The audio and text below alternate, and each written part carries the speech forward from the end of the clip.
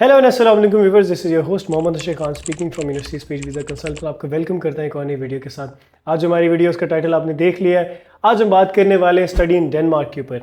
Denmark recently students की radar पे आ चुका है। ऑलरेडी बहुत सारे स्टूडेंट्स जाते थे यहाँ पे पढ़ने के लिए, but right now of course students Europe के अंदर और भी ऑप्शंस ढूंढ रहे हैं। तो हमने सोचा क्यों ना आपको हम डेनमार्क के बारे में बताएं, ये भी एक अच्छी ऑप्शन है यूरोप में। इस वीडियो में हम डिटेल से डिस्कस करेंगे कि किस तरह आप डेनमार्क में जा सकते हैं, क्या वहाँ पर फीसिस होते हैं, क्या प्रोसेस होता है, टोटल क्या खर्चा आ सकता है, आपके मंथली एक्सपेंस कितने होते हैं और कौन कौन से कोर्सेज स्पेसिफिकली अवेलेबल हैं, कौन सी यूनिवर्सिटीज़ अवेलेबल हैं, इन सब चीज़ों पे बात करेंगे। तो आपसे रिक्वेस्ट है वीडियो कंप्लीट देखिए, चैनल को सब्सक्राइब कर लें। एजुकेशन के बारे में हम थोड़ी देर तक बात करते हैं। मैं आपको सबसे पहले बताता हूँ कि डेनमार्क कंट्री किस टाइप का है। एक स्कैंडिनेवियन कंट्री है, यूरोप के अंदर आता है, शेंजन जोन का पार्ट है, कंपेरेटिवली छोटा कंट्री है और पॉपुलेशन भी उस हिसाब से काफ़ी कम है। 6 मिलियन की पॉपुलेशन है अप्रॉक्सीमेटली। और लैंग्वेज यहाँ पे डेनिश बोली जाती है, बड़ी डिफरेंट लैंग्वेज है बाकी जो यूरोप में लैंग्वेजेस बोली जाती हैं उससे। इसके अलावा जो इनकी करेंसी वो यूरो नहीं है, डेनिश क्रोना है। इसके अलावा इसका जो कैपिटल है वो कोपेनहेगन है, बहुत फेमस इनका ये सिटी है, बहुत से लोग जाना पसंद करते हैं। इसकी एक वाइब है, एक खूबसूरती बहुत ज़्यादा है इसके अंदर, कासल्स आपको मिलते हैं। इसके अलावा इस पर बहुत ज़्यादा आपको पहाड़ और उस तरह से नहीं सरफेस मिलेगी, थोड़ी हद तक प्लेन सरफेसेज हैं। इस वजह से यहाँ पे साइकिल ज़्यादा चलती हैं और ये माना जाता है, ये फैक्ट है बल्कि, कि यहाँ पर इनकी जो पॉपुलेशन है उससे डबल यहाँ पे साइकिल्स मौजूद हैं। इसके अलावा एक्सपोर्ट्स की बात करें, इकोनॉमी की बात करें, तो इनकी सर्विस सेक्टर की इकोनॉमी बेस कर रही है। एक्सपोर्ट्स करते हैं, फार्मास्यूटिकल की एक्सपोर्ट कर रहे हैं, पेट्रोलियम की एक्सपोर्ट कर रहे हैं, मोर केमिकल्स वगैरह भी बनाते हैं और एग्रीकल्चर के अंदर भी इनका कुछ हद तक एक्सपोर्ट का पार्ट होता है। जैसे कि अर्लियर मैंने आपको बताया कि यहाँ पर साइकिल ज़्यादा है इनकी और फिर इनकी जो पॉपुलेशन उससे ज़्यादा है। तो ये इसकी रीज़न ये है कि ये लोग नेचर को जो है प्रिजर्व कर रहे हैं, सस्टेनेबिलिटी की तरफ जा रहे हैं। तो यहाँ पर पूरी दुनिया में सबसे ज़्यादा सस्टेनेबिलिटी पे काम किया जाता है। ये रिसाइकिल बहुत ज़्यादा करते हैं, बहुत ज़्यादा रिसर्च करते हैं चीज़ों के ऊपर, और ताकि सस्टेन अपनी इन्वायरमेंट को सस्टेन कर सकें, अपने कल्चर को सस्टेन कर सकें और ओवरऑल अपनी जो इनकी ग्रोथ है उसको बेहतर बना सकें। इसी वजह से यहाँ का जो लिविंग स्टैंडर्ड है वो बहुत हाई क्लास लिविंग स्टैंडर्ड है, बहुत high quality of living standard आपको मिलता है। यहाँ पर वर्क लाइफ बैलेंस का ख्याल रखा जाता है, यानी कि आपको लीव ज़्यादा मिलती हैं, आपको एक साल में 1 मंथ की सैलरी ज़्यादा मिलती है। तो अगेन बहुत सारे बेनिफिट्स भी यहाँ पर मौजूद हैं। एजुकेशन वाइज देखिए, 4 साल का बैचलर्स है, 2 साल का मास्टर्स है और बहुत सारी यूनिवर्सिटीज़ के अंदर आपको 13 ईयर्स ऑफ एजुकेशन रिक्वायर होती है बैचलर्स में अप्लाई करने के लिए। तो ये एक थोड़ा ट्रिकी पार्ट होता है, इसमें आप एक टॉप अप कोर्स कर सकते हैं, प्रेपरेटरी कोर्स कर सकते हैं, फिर ही आप बैचलर्स के लिए अप्लाई करेंगे। अगर ऑब्वियसली जो पाकिस्तान के स्टूडेंट है वो 12 ईयर्स ऑफ एजुकेशन के साथ जा रहे होते हैं, अगर तो उन्हें DA नहीं किया हुआ तो फिर उनके लिए यही होता है प्रोसेस कि वो एक टॉप अप कोर्स के अंदर जाते हैं ताकि वो फिर बैचलर्स के लिए एलिजिबल हो सके, जस्ट लाइक जर्मनी। फीसिस की बात करें तो कंपेरेटिवली हायर फीसिस है। रिसेंटली मैं जितनी भी वीडियोस बना रहा हूँ उसके अंदर मैं आपको बड़ी अफोर्डेबल कंट्रीज़ के बारे में बता रहा था, but this one is not that much of an affordable, just like Norway और जितने भी स्कैंडिनेवियन कंट्रीज़ हैं ये एक्सपेंसिव होते हैं। और इसी तरह यहाँ पर कॉस्ट ऑफ लिविंग भी हाई है और जो सैलरीज है वो भी इस वजह से यहाँ पर कंपेरेटिवली हाई ही होती हैं। खैर जो यहाँ पर फीस है वो पर ईयर के हिसाब से देखें तो 8,000 यूरोज से भी स्टार्ट हो रही हैं और 20,000 यूरोज तक भी जाती हैं। इससे ज़्यादा भी कुछ कोर्सेज के अंदर आपको देखने को मिलती हैं। यहाँ पर आपने अप्लाई करने के बाद जो अपनी फ़ीस है वो 1 इंस्टॉलमेंट देनी होती है। कुछ यूनिवर्सिटीज़ का प्रोसेस ये होता है कि वो 1 ईयर की फ़ीस रिक्वायर करती है और कुछ यूनिवर्सिटीज़ का प्रोसेस ये होता है कि वो 1 सेमेस्टर की फ़ीस आपसे रिक्वायर कर रही होती है। इसके अलावा एजुकेशन की क्वालिटी पे बिल्कुल डाउट नहीं है, क्योंकि one of the best universities available है, टॉप 500 लिस्ट के अंदर आती हैं और ज़्यादा यूनिवर्सिटीज़ आती हैं। बात करते हैं कुछ टॉप यूनिवर्सिटीज़ की, कौन कौन सी ऐसी टॉप यूनिवर्सिटीज़ अवेलेबल है। तो यहाँ पर जो one of the best university available है उसका नाम है यूनिवर्सिटी ऑफ कोपेनहेगन। ये इनके कैपिटल कोपेनहेगन में मौजूद है, 107 वर्ल्ड रैंकिंग पे आती है। बहुत एक प्रेस्टीजियस यूनिवर्सिटी है, पूरी दुनिया से लोग आके यहाँ पे पढ़ना चाहते हैं। इसके अलावा टेक्निकल यूनिवर्सिटी ऑफ डेनमार्क आती है, ये भी बहुत प्रेस्टीजियस यूनिवर्सिटी, क्योंकि इसकी रैंकिंग 121 पर आ रही है। तो अगेन बहुत हाई क्लास यूनिवर्सिटी है। मोर ओवर देखिए तो आरएस यूनिवर्सिटी आती है जो कि इनकी सिटी आरएस में मौजूद है, 143 पर आ रही है, रैंक कर रही है। More over university of southern Denmark आती है जो कि 326 पर रैंक कर रही है, बहुत हाई रैंकिंग यूनिवर्सिटी है। इसके साथ साथ आप आलबर्ग यूनिवर्सिटी में भी जा सकते हैं जो कि 336 रैंक कर रही है। तो अगेन आप ये देख सकते हैं कितनी हाई स्टैंडर्ड यूनिवर्सिटीज यहाँ पे इनफैक्ट टॉप 400 यूनिवर्सिटीज के अंदर आती हैं। तो ये कुछ ऐसी यूनिवर्सिटीज जिनको आपको टारगेट करना चाहिए ताकि आपको डेनमार्क के अंदर एक क्रेडिशन भी मिल सके और आपकी जो रिकग्निशन है वो डिग्री की हो और आप पूरी यूरोप में जाकर अपनी उस एजुकेशन की बेस के ऊपर जॉब फाइंड कर सकें। इसी तरह इंटेक्स की बात करें तो अगर फॉल में आप जाना चाहते हैं तो 15 मार्च इनकी डेडलाइन है जो कि ऑलरेडी गुजर चुकी है, बट स्टिल आप अप्लाई कर सकते हैं फॉर द स्प्रिंग इनटेक। जो कि जनवरी फरवरी का इंटेक होता है और इसके अंदर मोस्टली जो एडमिशन है वो सितंबर में जाके क्लोज हो रहे हैं। तो राइट नाउ आपके पास एम्पल टाइम है, जाके अप्लाई करें, जाके यूनिवर्सिटी शॉर्टलिस्ट करें, फाइंड करें। और उसको फाइंड करने के लिए जो पोर्टल है इनका वो studyindenmark.dk है, मैं डिस्क्रिप्शन के अंदर ऐड कर देता हूँ, जाके आप ज़रूर उसको फाइंड करें, चेकआउट करें, यूनिवर्सिटी शॉर्टलिस्ट करें। जो मेन पार्ट होता है किसी भी स्टडी अब्रॉड डेस्टिनेशन में जाने के लिए, वो पहला पार्ट आपका यूनिवर्सिटी की शॉर्टलिस्ट होता है। अगर आप एक अच्छी यूनिवर्सिटी सेलेक्ट करेंगे तो आपका वीज़ा चांसेस बहुत ज़्यादा उस पर मैटर कर रहे होते हैं, आपका करियर उस पर मैटर कर रहा होता है।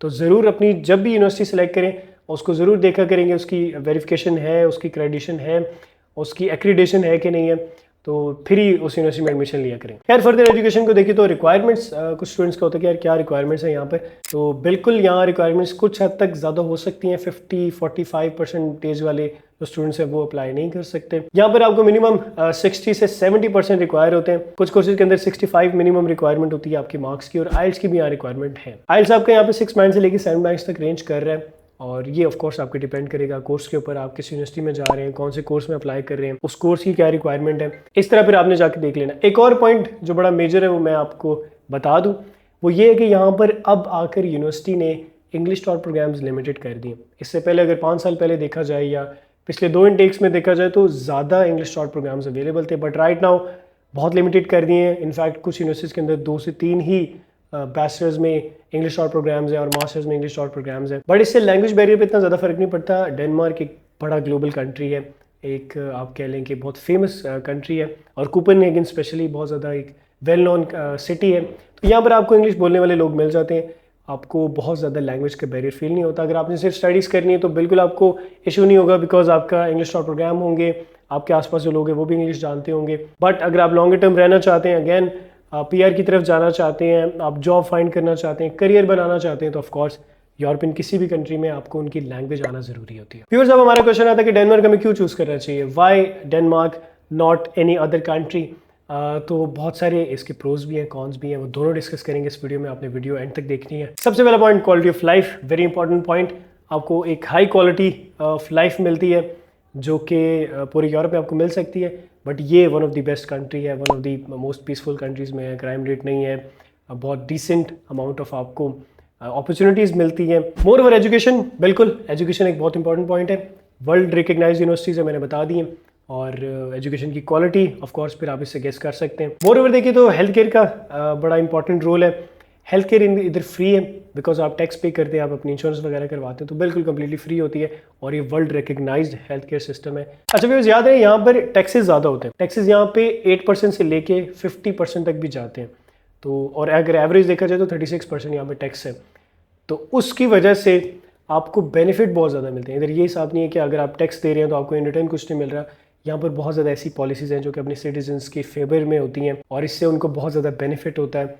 पेंशन होगी, रिटायरमेंट होगी, और बहुत ज़्यादा फंड्स होते हैं एजुकेशन में, और इधर बहुत ज़्यादा आपको यानी कि ये फैसिलिटेट करती है इनकी गवर्नमेंट। इसके अलावा जो मेरे नज़दीक पॉइंट अच्छा है वो है स्कॉलरशिप्स का। बिल्कुल आप स्कॉलरशिप पे जा सकते हैं। फर्स्ट ईयर अगर आपने फीस पे भी की है, सेकंड ईयर के लिए यूनिवर्सिटी की अपनी स्कॉलरशिप्स अवेलेबल होती हैं, आप अप्लाई कर सकते हैं। एक उनका ऑब्वियसली एक कट ऑफ मार्क उन्होंने सेट किए होते हैं, एक परसेंटेज सेट किए, मेरिट पे अप्लाई करेंगे तो थोड़ा बहुत आपको मेरिट पे आना पड़ेगा, कोशिश करनी पड़ेगी, बट स्कॉलरशिप पॉसिबल है, और आप अपनी स्कॉलरशिप की बेस के ऊपर स्टडीज बिल्कुल फ्री भी कर सकते हैं। And last but not the least, the most important point is the 3 year work permit. आपको यहाँ पे स्टडीज कंप्लीट होने के बाद पोस्ट स्टडी वर्क वीज़ा दिया जाता है, जो कि अप टू 2 ईयर्स का होता है। अगर आप यहाँ की किसी वेरीफाइड यूनिवर्सिटी की तरफ से पढ़ेंगे, तो अगर आप यहाँ की किसी और इंटरनेशनल यूनिवर्सिटी से पढ़ेंगे, सपोज करें कि जर्मनी यूनिवर्सिटी है यहाँ पर, उससे आप पढ़ते हैं, या ब्रिटेन की यूनिवर्सिटी है, या USA की यूनिवर्सिटी है, वहाँ से पढ़ते हैं, फिर इसकी पॉसिबिलिटी इतनी ज़्यादा नहीं होती। फिर 6 मंथ्स की या मैक्सिमम भी 1 ईयर की आपको पोस्ट स्टडी वर्क वीज़ा मिल सकता है। बट अगर आप इनकी पब्लिक यूनिवर्सिटी से पढ़ेंगे जो कि गवर्नमेंट से ऑथराइज्ड होगी, फिर आपको अप टू 2 ईयर्स का पोस्ट स्टडी वर्क वीज़ा मिल सकता है, जिसकी बेस पे ऑफ कोर्स फिर आप जॉब फाइंड करेंगे, और जॉब आपको जब मिल जाए तो आपका वर्क परमिट 3 ईयर्स का होता है। ये तो हमने बात की फ़ायदों की कि क्यों आपको जाना चाहिए। कुछ ऐसे पॉइंट्स हैं जो मुझे लगता है कि यहाँ के बहुत अच्छे भी नहीं हैं, उनको कंसिडर कर लेना चाहिए जब भी आप इसमें अप्लाई करने के बारे में सोचते हैं। तो बात करते हैं कुछ कॉन्स की। यहाँ पर पहला कॉन है 8 ईयर्स आपको चाहिए परमानेंट रेजिडेंसी अप्लाई करने के लिए। तो अगेन एक बड़ा लंबा टाइम है, बहुत सारी ऐसी कंट्रीज है जिसमें बहुत कम टाइम में भी आपको ये मिल सकता है। बट आपको यहाँ पे PR अप्लाई करने के लिए प्रोसेस में थोड़ा बहुत डिफरेंस मिल सकता है, यानी कि फास्ट ट्रैक भी प्रोसेस है और नॉर्मल प्रोसेस भी है। फास्ट ट्रैक प्रोसेस के अंदर आप 4 साल अगर आपको वर्क परमिट मिला हुआ है, 4 साल से आप जॉब कर रहे हैं, तो आप एलिजिबल हैं। उसके बाद उसकी रिक्वायरमेंट ये है कि आप 3rd लेवल की डेनिश लैंग्वेज आपको आनी चाहिए, और इसके अलावा 26,000 डेनिश क्रोन से आपकी जो सैलरी है वो ज़्यादा होनी चाहिए, यानी कि 26,000 हो या उससे ज़्यादा हो पर मंथ, तो बिल्कुल आप एलिजिबल हो जाते हैं। अगला इंपॉर्टेंट पॉइंट ये है कि यहाँ पर आपने फील्ड रिलेटेड जॉब्स करनी होती है, तभी आपको रेजिडेंस परमिट मिल सकता है।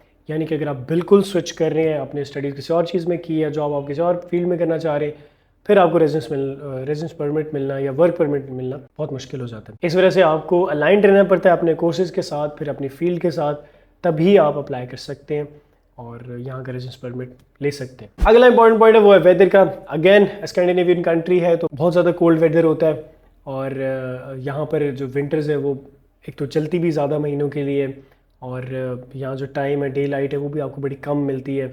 यानी कि सुबह अगर 8 बजे दिन शुरू हो रहा है तो वो दिन 2, ढाई, 3 बजे, 4 बजे तक ख़त्म हो जाता है। तो ये अगर चीज़ आप बर्दाश्त कर सकते हैं तो बिल्कुल यह कंट्री आपके लिए बिल्कुल मुनासिब है।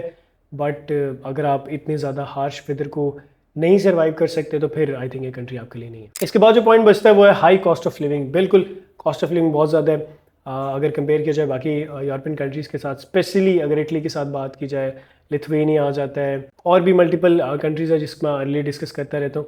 तो काफ़ी ऐसी कंट्रीज़ है जिससे इसकी कॉस्ट ऑफ लिविंग बहुत ज़्यादा है।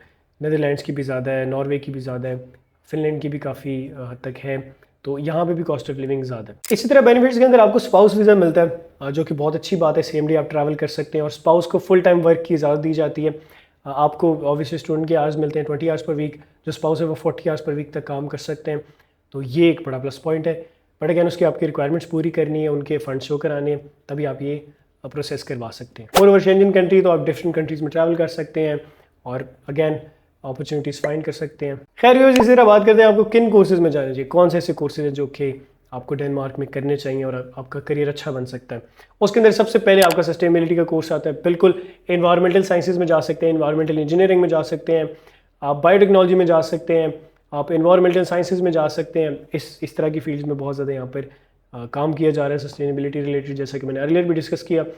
मोर जो अगली फील्ड है वो आईटी की है। आईटी में बहुत ज़्यादा काम होता है, तो अगर आईटी में आप इंटरेस्ट रखते हैं तो ज़रूर यहाँ से आप कर सकते हैं और एक अच्छा करियर भी बना सकते हैं। मोर जो इनकी इकोनॉमी का कुछ हद तक पार्ट है वो एग्रीकल्चर से बेस करता है, तो आप एग्रीकल्चर में जा सकते हैं। सर्विस सेक्टर के रिलेटेड जो कोर्सेज है उनमें आप जा सकते हैं, ह्यूमैनिटीज़ पढ़ सकते हैं, सोशल साइंस पढ़ सकते हैं, और लास्टली लाइफ साइंसेज और डेटा साइंस जैसे कोर्स भी अवेलेबल है जिनमें आपको जाना चाहिए और इससे एक अच्छा करियर आप बना सकते हैं। तो फिर हमने काफ़ी बात कर ली प्रोसेस के बारे में, आपका जो फीस है उसके बारे में, कौन कौन से कोर्सेज, सब चीज़ों को बात की। अब हम बात करेंगे एक्सपेंस के ऊपर कि क्या क्या आपके एक्सपेंस वहाँ पर आते हैं और उसको आपने कवर कैसे करना है। पार्ट टाइम जॉब्स की भी बात करते हैं। तो सबसे पहले जो आपका यहाँ एक्सपेंस होगा मेजर, वो होता है आपका रेंट का। ठीक है, किसी भी कंट्री में आप जा रहे हैं, यूरोप में जा रहे हैं, स्टडी अब्रॉड करना चाहते हैं, सबसे मेजर जो आपका खर्चा होता है वो रेंट का होता है। रेंट में आपको स्टूडेंट हाउसिंग में अगर आप जाते हैं तो बेनिफिट है, क्योंकि वो आपको कंपेरेटिवली चीपर मिल जाता है, और उसके अंदर फिर आपने ये कॉम्प्रोमाइज़ करना है कि आपका जो बाथरूम है वो कॉमन हो सकता है, किचन कॉमन हो सकता है, जो आपका रूम है वो सेपरेट हो सकता है। बट अगर आप शेयरिंग पे रहना चाहते हैं तो इट्स अप टू यू, वहाँ पर आप मज़ीद अपने एक्सपेंस को मिनिमल कर सकते हैं। स्टूडेंट हाउसिंग होती है, उसके अंदर आपको 3000 डेनिश क्रोन से 4000 डेनिश क्रोन तक मिल जाता है रूम, और इसी तरह 5000 तक अरेंज कर रहा है अगर आप सेपरेट रूम लेना चाह रहे हैं, या शेयरिंग पे रहेंगे तो ऑफकोर्स फिर आप इसको मैनेज भी कर सकते हैं। इसके अलावा 1000 से 2000 आपके लग जाते हैं इन द फूड, और अगर यूरोज़ में बात की जाए तो ओवरऑल अगर देखा जाए आपके फूड वगैरह एक्सपेंस मिला के, रेंट वगैरह मिला के, ट्रैवलिंग का बहुत इंपॉर्टेंट है, 50 यूरो से 60 तक आपका ट्रैवलिंग के अंदर भी लगता है। तो ऑन एन एवरेज आपका 600 से लेके 800 यूरोस पर मंथ तक लग सकता है। बट अगैन घबराइए नहीं, क्योंकि आप पार्ट टाइम जॉब्स की बात करने वाले हैं। पार्ट टाइम जॉब्स के अंदर यहाँ पर सैलरीज अच्छी मिलती हैं। सबसे अच्छी बात यह है कि आपको पर आवर 16 यूरो से लेके 25 यूरोस तक मिल सकते हैं। इमेजिन करें एक स्टूडेंट 25 यूरोस पर आवर के हिसाब से अर्निंग कर रहा है, जो कि जर्मनी में पॉसिबल नहीं है, जो कि फ्रांस में पॉसिबल नहीं है। तो ऐसे एवरेज देखा जाए स्टूडेंट यहाँ पे 20 आवर्स पर वीक काम कर सकते हैं और फुल टाइम भी जॉब कर सकते हैं जब उनकी समर वेकेशंस हैं या विंटर वेकेशंस हैं। ये 3 मंथ्स की होती हैं मोस्टली, जून जुलाई अगस्त की। इन 3 महीनों में आप फुल टाइम दबा के काम करें और अपनी फीस निकाल लें। लास्टली भी बात करते हैं डॉक्यूमेंट्स की कि आपको डॉक्यूमेंट्स क्या क्या रिक्वायर होते हैं। डॉक्यूमेंट्स इसके अंदर जो आपने एडमिशन अप्लाई करना है तब आपको ऑफकोर्स आपके एजुकेशन डॉक्यूमेंट्स चाहिए होते हैं। अटेस्ट करवा लें बोर्ड से, IBC से, मुफा से, फिर अप्लाई कर दें और एक्सेप्टेंस आ जाता है आपको, फिर आपने अपनी फ़ीस पे करनी होती है। इसके अंदर आपको लेटर ऑफ रिकमेंडेशन भी रिक्वायर होते हैं ताकि आपकी प्रोफाइल को बूस्ट मिले। आपको मोटिवेशन लेटर चाहिए होता है, एक अच्छा मोटिवेशन लेटर लिखेंगे तो आपको एक्सेप्टेंस की रेशो बढ़ जाती है आपके लिए यूनिवर्सिटी में। इसके साथ साथ आपको आपके आइडेंटिटी डॉक्यूमेंट्स चाहिए होते हैं, पासपोर्ट, पिक्चर और CV।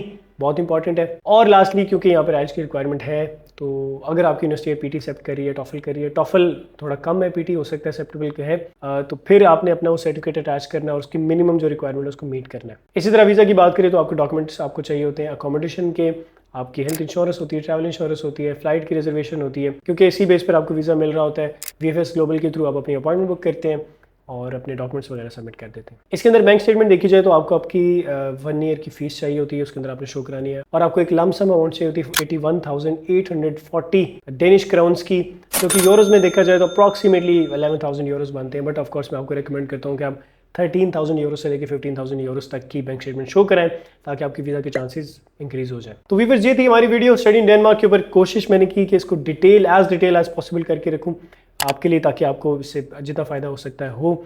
और डिफरेंट टॉपिक्स को मैंने कवर किया है, बहुत कोशिश की इसको लिमिटेड रखने की। स्टिल अगर कुछ चीज़ मिस होगी तो कमेंट बॉक्स में ज़रूर कीजिए मेंशन, मैं उसका रिस्पांस आपको पर्सनली करूँगा।